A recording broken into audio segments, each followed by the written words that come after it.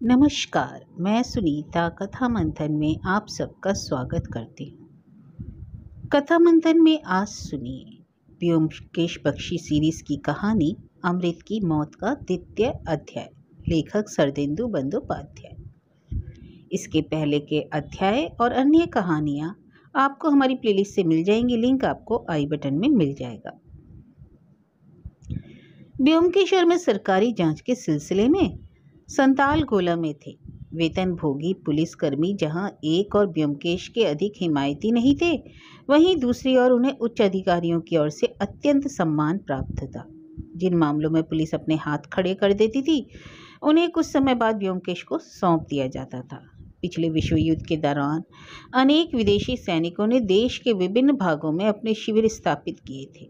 युद्ध की समाप्ति के बाद विदेशी सैनिक चले गए थे और भारतीयों को वहां शासन करने का अधिकार मिल गया था। रक्त रंजित स्वतंत्रता प्राप्ति के पश्चात जब राष्ट्र ने अपना सिर उठाया तो पता चला कि झील की ऊपरी सतह तो साफ हो चुकी थी, लेकिन उसकी तलहटी में कुछ दुष्ट मगरमच्छ अभी भी अपना डेरा जमाए हुए थे। विदेशी सैनिकों द्वारा अपने पीछे छोड़े गए शस्त्र उन मगरमच्छों के दांत और पंजे बन गए थे। रेल दुर्घटनाएं, बम विस्फोट, सशस्त्र डकैतियां जैसे कृत्य नए प्रशासन को लगातार परेशान कर रहे थे। यद्यपि पुलिस को कुछ बदमाशों को गिरफ्तार करने में सफलता भी मिली थी, परंतु वह बमों, पिस्तौलों और अन्य हथियारों के स्रोत का पता लगा पाने में सफल नहीं हुई थी। और यह अनुमान लगाना कठिन नहीं था कि वे शस्त्र यहीं आसपास ही कहीं छिपाकर रखे गए थे, जहां विदेशी सैनिकों के शिविर थे। परंतु उन हथियारों के आपूर्तिकर्ताओं को पकड़ना बड़ा कठिन कार्य था।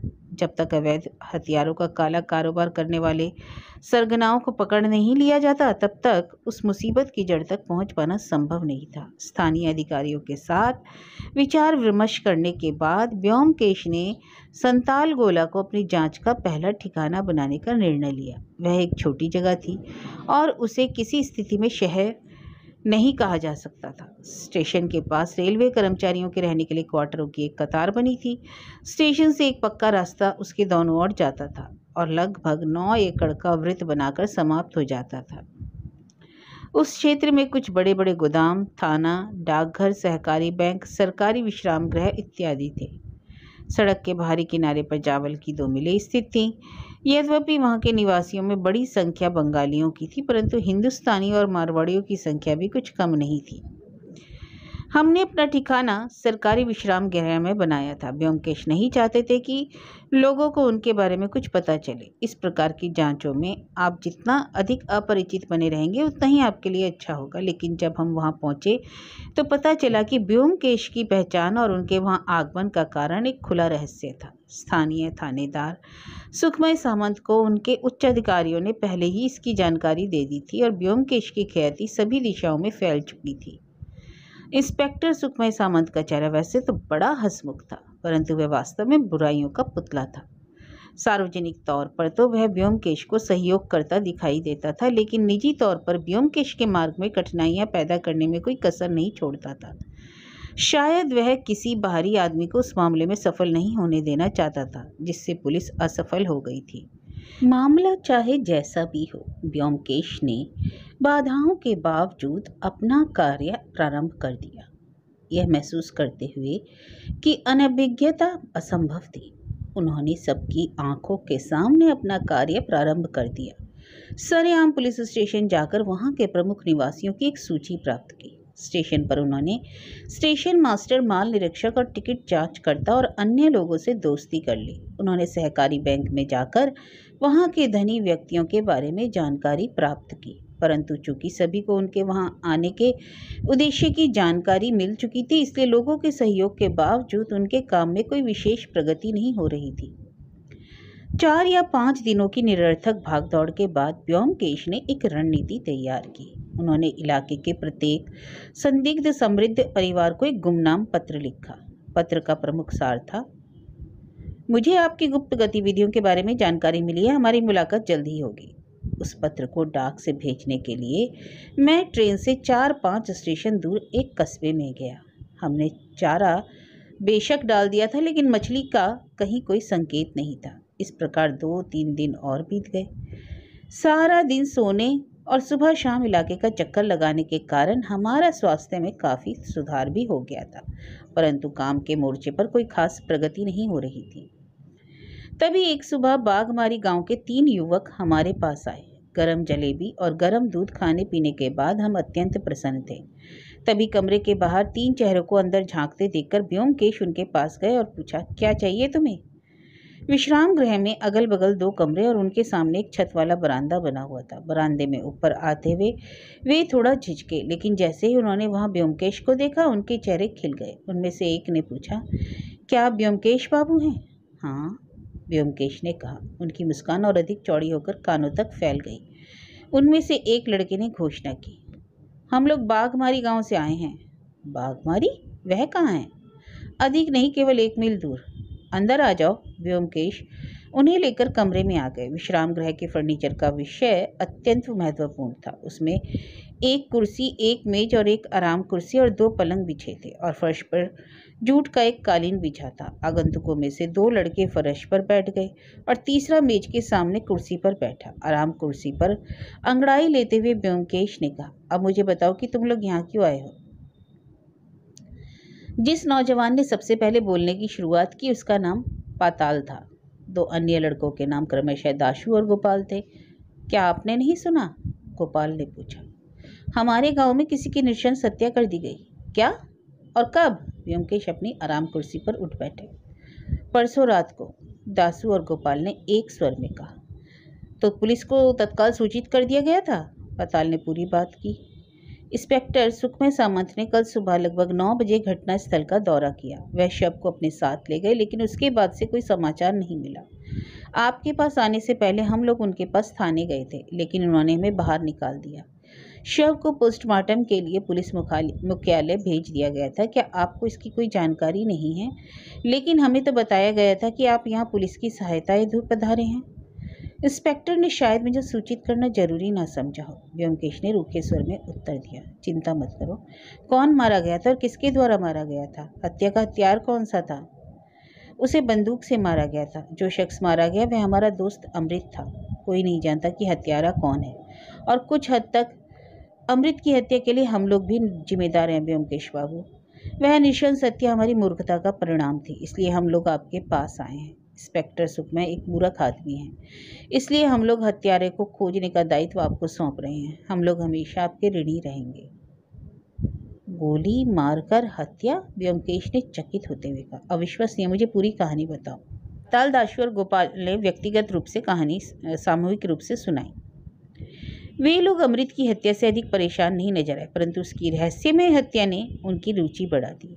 अपने पास ब्योमकेश को पाकर उनकी रुचि स्वाभाविक तौर पर नाटकीय अनुपात में बढ़ गई। उन लोगों को ब्योमकेश को अमृत की हत्या की कहानी सुनाने में लगभग 2 घंटे लगे। ब्योमकेश ने भी अधिक स्पष्टता के लिए उसे बीच बीच में प्रश्न किया, और निश्चय ही यह एक रहस्यमय मामला है, और सबसे बड़ी बात यह है कि उसमें पिस्तौल का प्रयोग किया गया था। लेकिन तुम्हारी कहानी सुनने से काम तो नहीं चलेगा। मैं हत्या वाले स्थान का निरीक्षण अवश्य करूंगा। वे सभी हतप्रभ थे। हम वहाँ अभी क्यों नहीं चलते ब्योमकेश बाबू? पाताल ने पूछा। आपको अपने गांव ले जाकर हम लोग खुद को गौरवान्वित महसूस करेंगे। अभी नहीं, ब्योमकेश ने घड़ी देखते हुए कहा। चूंकि 2 दिन पहले ही बीत चुके हैं, इसलिए आधा दिन और निकल जाएगा तो उससे कोई खास अंतर नहीं पड़ेगा। हम तुम्हारे गांव का दौरा आज शाम को लगभग 5 बजे करेंगे। अच्छी बात है, हम लोग दोबारा आकर आपको अपने साथ ले जाएंगे। इतना कहकर वे लोग चले गए। उनके जाने की थोड़ी देर बाद इंस्पेक्टर सुखमय पधारे। कुर्सी पर अपना भार डालते हुए उन्होंने कहा, बागमारी के वे बदमाश छोकरे आपके पास भी आए थे ना? मेरे पास भी आए थे। नौजवान बंगाली छोकरे बहुत उत्तेजित थे। वे जल्दी हार मानने वाले नहीं हैं। मैं आपको बता रहा हूँ कि उनकी बात पर ध्यान मत दीजिए, वरना वे लोग आपका जीना दुभर कर देंगे। अरे नहीं, मैं ऐसा क्यों करूँगा? ब्योमकेश ने उत्तर दिया। आप तो उन्हें अच्छी तरह जानते हैं कि नहीं? क्या वे अच्छे लड़के हैं? गांव के लड़के दिन भर आवारा से घूमते रहते हैं, क्योंकि उनके पास काम करने के लिए और कोई नहीं है। सुखमय बाबू ने कहा। उनके पिता के पास जो कुछ थोड़ा बहुत होता है वे उसी में अपना निर्वाह करते हैं। चावल पैदा करने के लिए आधा एकड़ जमीन या नारियल के 2 पेड़। क्या मृतक भी इसी गुट का सदस्य था? ब्योमकेश ने पूछा। हाँ, वह इनसे जरा एक कदम आगे था। वह अपने मामा के घर बड़े अपमानजनक तरीके से रह रहा था। मुझे बताया गया कि उसे गोली मारी गई थी। हाँ, ऐसा ही लगता है, लेकिन जब तक जांच पूरी नहीं हो जाती तब तक निश्चयपूर्वक तो कुछ नहीं कहा जा सकता। तो आपका संदेह किसी पर है? मैं कैसे संदेह कर सकता हूँ? किसी ने कुछ नहीं देखा। वे सारे मैदान में एक जगह इकट्ठा थे, लेकिन एक आदमी है जिसके बारे में मुझे संदेह है। अमृत ने उसी सुबह नादू की पत्नी का अपमान किया था। नादू एक गर्म मिजाज आदमी है। उसने लाठी लेकर अमृत का पीछा किया था। वैसे वह शाम को उनके साथ नहीं था। मुझे उसे साथ लाकर सीधा करना चाहिए था, लेकिन फिलहाल आप इन सब फिजूल बातों की चिंता मत कीजिए। मैं आपके लिए खास समाचार लेकर आया हूँ। आपने इस क्षेत्र के सबसे बड़े व्यापारी जमनादास गंगाराम का नाम तो अवश्य सुना होगा। उसे एक गुमनाम पत्र मिला है। गुमनाम पत्र? ब्योमकेश ने अतिशय उत्सुकता दर्शाते हुए पूछा। क्या लिखा है उसमें? जमनादास ने मुझे गोपनीय तौर पर वह पत्र दिखाया था। सुखमय बाबू ने कहा। वह पत्र एक लिफाफे में आया था और उसमें लिखा था, मुझे तुम्हारी गुप्त गतिविधियों की जानकारियां हम जल्द ही मिलेंगे। सचमुच? फिर तो जमनादास पर निगाह अवश्य रखी जा रही होगी। हाँ, ऐसा ही है। मैंने उनके पीछे एक आदमी लगा दिया। वह 24 घंटे जमनादास की निगरानी कर रहा है। अति उत्तम। आप एक अनुभवी व्यक्ति हैं। यह काम आपने बिल्कुल सही किया है। अब शायद मामला हल हो जाएगा। सुखमय बाबू के चेहरे पर आत्मसंतोष की मामूली सी रेखा दौड़ गई। मैं इन मामलों का पुराना खिलाड़ी हूँ व्योमकेश बाबू, आप इसकी बिल्कुल चिंता मत कीजिए। आपने कुछ प्रगति की क्या? अभी तक तो नहीं, व्योमकेश ने निराश होकर उत्तर दिया। मैंने खोजा जरूर, लेकिन मुझे कुछ नहीं मिला।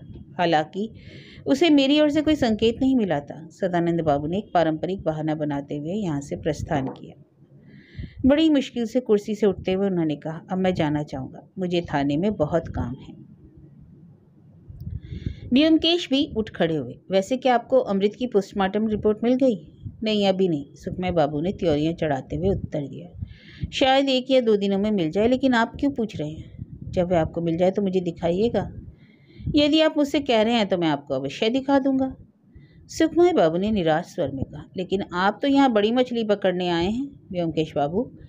अब यदि आप छोटी छोटी मछलियों पर ध्यान देंगे तो हमारा गुजारा कैसे होगा? अरे नहीं नहीं, मैं ऐसा कुछ नहीं करने जा रहा हूँ। यह तो पूरी तरह जिज्ञासा की बात है। वह कहावत तो आपने सुनी ही होगी, खाली दिमाग शैतान का घर होता है। सुखमय बाबू के चेहरे पर एक बार फिर मुस्कान लौट आई। उन्होंने मुझे पहली बार इस तरह देखा था। ओ अजीत बाबू, कैसे हैं आप? उन्होंने पूछा। अभी भी लिख रहे हैं? आपकी मुर्गे और बैल की कहानियां पढ़ने में बुरी नहीं है, लेकिन रॉबर्ट ब्लैक का कोई जवाब नहीं है। नमस्कार। जब वह ताना मारकर चला गया तो ब्योमकेश ने मेरी ओर देखा।